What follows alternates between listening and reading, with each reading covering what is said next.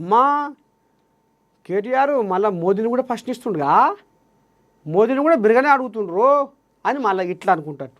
లోపటంగానే ఆ కథ ఎటువంటి ఇది మీ పరిధికి రావాలి. మళ్ళీ రేపు దీన్ని తిప్పగలిగే దీన్ని ఎదుర్కోగలిగే సామర్థ్యం ఉన్న వాళ్ళు ఎవరు? మీ అంబానీ, మీ అదానీ. మరి వాళ్ళే ఈడ పెట్టుబడులు పెట్టాలి. దీన్ని ఈ పార్కా ఇంకేమన్నా వాళ్ళే అది నమ్ముకొని పోవాలి ఇది అన్నట్టుగా. మళ్ళీ లోపటంగా అది ఇంకో బయటంగా ఇది. నేడు ప్రపంచ కాలేయ దినోత్సవం. మీ కాలేయం సురక్షితమేనా? తెలియకుండానే కబలించే లివర్ వ్యాధులు. సమస్య ఏమిటో గుర్తించే సరికే ప్రాణాపాయ స్థితి. రాష్ట్రంలో పెరుగుతున్న కాలేయ వ్యాధుల బాధితులు. అధిక కొవ్వు, రసాయనాలున్న ఆహారం, మద్యం, ఊబకాయం, హైపాటైటిస్ తదితరాలే కారణము. 2013 నుంచి తెలంగాణలో 1473 మందికి కాలేయ మార్పిడి చికిత్సలు.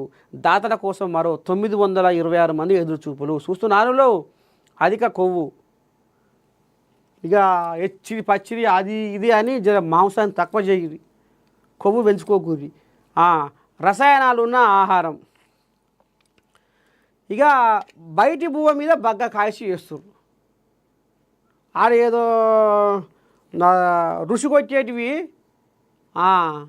కొట్టేటివి మాల్ మసాలా అయ్యో వేసేసరికి ఇక టెస్టింగ్ పౌడర్లు గిస్టింగ్ పౌడర్లు ఉంటాయిగా, కెమికల్ పౌడర్లు అవి వేసే వరకనే కమ్మగా అవి 1/2 కిలోమీటర్ దూరం వరకు వాసన వస్తుంది. అది అబ్బా ఎంత కమ్మగా వస్తుంది వాసన. పెళ్లి వంటలు చేస్తుంటే వాసన ఎట్టు వస్తుంది, అవి గట్ల వస్తుంది ఈ కథ. ఇక అంత కెమికల్ రసాయనాలు ఆహారం, మద్యం, మందు. ఈ తాగుడు మీద మన్ను వయ్య బతుకు తండ్లాడా ఎగదరా, బతుకు తండ్లాడా ఎగదరా. ఈ తాగుడు మీద దుమ్ము వయ్య బతుకు బజారు కెక్కెగదరా, బతుకు బజారు కెక్కెగదరా. ఇక ఈ తాగుడు అట్టగోలుగా తాగితే కడుపుల పేగులు తూటు పడుతున్నాయి. ఇక ఈ ముందుగాల ఈ కార్యం ఖరాబ్ అవుతుందట. కార్యం మరి సపోర్ట్ చేయకపోతే ఇక నీకు ఏడవుతుంది? అది తిన్నట్టే లోపల పోయి పండుకుంటుంది, అరగది. ఇక అన్నీ ఇక రకరకాల బీమార్లు. ఇక దీనికి తోడు ఊబకాయం కూడా జర పొద్దుగాల మీరు మరి ఇక ఎక్సర్సైజ్ చేస్తారా, వాకింగ్ చేస్తారా, రన్నింగ్ చేస్తారా, ఏం చేస్తారో ఏం కాదో జర పొట్ట ఏమైనా తగ్గించుకోరి. హైపాటైటిస్ తదితరాలే కారణము. ఇక ఈ రకంగా మరి కాలేయాన్ని మనము రక్షించుకోవాల్సిన అవసరం అయితే ఉంది. నేడు ప్రపంచ కాలేయ దినోత్సవము. మరి కాలేయానికి ఈ రకంగా ముప్పు వాటిలో పోతుంది. ఏది? అధిక కొవ్వు ఉన్న, రసాయనాలున్న ఆహారం తిన్నా, మద్యం, మందు, ఊబకాయం. ముఖ్యంగా మరి మన తెలంగాణలోనేమో ముక్క. ఇక్కడ అధిక కొవ్వు అంటే ఇది ముక్కతోని, ఇక సుక్క అంటే మద్యం. మనం తెలంగాణలో సరసుడు పీకుడు లోపల తాగాలి, పీక తినాలి. ఇదే కదా మన తెలంగాణలో. ఇక మరి ఇప్పటికైనా జర్రంతా మీరు కొద్దిగా అప్పుడప్పుడు మాత్రమే జర్రంతా తీసుకునే ప్రయత్నం చేయాలి. ఎందుకంటే ఇక మరి అన్నింటికంటే ముఖ్యమైనది ఆరోగ్యం కాబట్టి తస్మాత్ జాగ్రత్త. మంచిగా మీ ఆరోగ్యాన్ని కాపాడుకోవాలంటే ముందుగా మీరు ఇది బయట తిండి బంద్ చేయరి. తాగుడు కూడా ఎక్కువ తీసుకోకూరి. ఎప్పుడో ఒకసారి అప్పుడప్పుడే ఆమాసకు ఒకసారి, పుణ్యానికి ఒకసారి. ఇకపోతే అధిక కొవ్వు ఎట్టొస్తుంది? మాంసం. ఇక ఓరికి ముక్క లేకపోతే ముద్ద దిగది. తెల్లదాకా ముక్కే కావాలి, పొద్దుదాకా ముక్కే కావాలి. అట్లయితేనే ఆయన పానం కుదార్థం. గది కూడా బంద్ పెట్టుకొని వారానికి ఒకసారి అట్లా ఏదో తినట్టుగా ఒక గట్ట చేసుకుంటే కొద్దిగా మనం ఇంకా కొంచెం ఎక్కువ బతకగలుగుతాం. గదే ఇంకేముంది?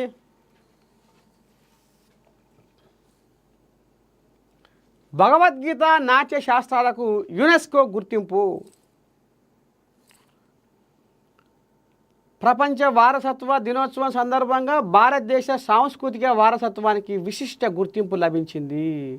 హిందువుల పవిత్ర గ్రంథం భగవద్గీత భరతముని రాసిన నాట్య శాస్త్రానికి యునెస్కో తమ మెమరీ ఆఫ్ వరల్డ్ రిజిస్టర్లో చోటు కల్పించింది. సూచనారులో పవిత్ర గ్రంథం భగవద్గీత కూడా మరి అలా ఏంది యునెస్కో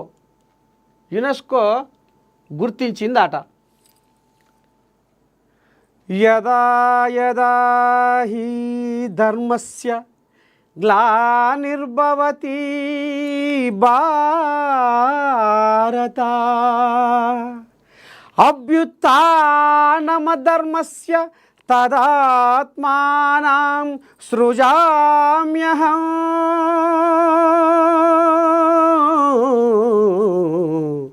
ఆ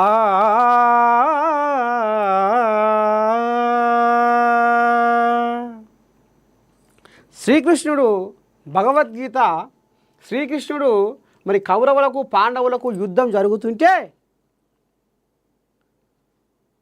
మరి ధర్మం వైపు ఉన్న శ్రీకృష్ణుడు అర్జునుడికి హితబోధ చేస్తాడు. ఓ అర్జున, ఈ లోకంలో ధర్మము అంతరించిపోయినప్పుడు, అధర్మము పెచ్చు పెరిగిపోవచ్చున్నప్పుడు నాకు నేనే సాకార రూపమున ఈ లోకమున అవతరింతును అన్నట్టుగా శ్రీకృష్ణుడు ధర్మము అంటే ధర్మానికి అంతం ఉండదు, ధర్మాన్ని కాపాడడానికి ఒక శక్తి ఎప్పుడు ఒక తరంలో పుడుతూనే ఉంటుంది అన్నట్టుగా భగవంతుడు ఆ రకంగా వస్తూనే ఉంటాడు అన్నట్టుగా మనం ఎప్పుడైనా మంచి కోసమే తాపత్రయపడాలి అనేది మరి ఆ రకంగా ఒక మనిషి జీవితంలో కష్టాలు వస్తే ఎట్లా ఓర్చుకోవాలి, సుఖం వస్తే ఎట్లా పొంగిపోకుండా ఉండాలి, మనిషి జీవితంలో ఎన్ని ఒడిదొడుకులు ఉంటాయి, మరి నీతి నిజాయితీకి ఎట్లా కట్టుబడి ఉండాలి, ధర్మం ఏంది, సత్యం ఏంది, ధర్మాన్ని బతికించాలంటే సత్యానికి జీవం పోయాలంటే వాళ్ళు మన తోడబుట్టిన తోడైనా మన రక్త సంబంధికులైనా మనం ధర్మానికి కట్టుబడి ఉండాల్సిందే. అప్పుడప్పుడు మన పెద్ద మనుషులు అంటుంటారు కొంతమంది, నీ జీవితంలో నీకు ఎదురయ్యే ప్రతి ప్రశ్నకు ప్రతి సమస్యకు భగవద్గీతలో సమాధానం దొరుకుతుంది అనేది పెద్దల మాట. మరి ఇలా అంతటి రామచక్కని పవిత్ర గ్రంథం భగవద్గీతకు ఇలా యునెస్కో గుర్తింపు లభించింది.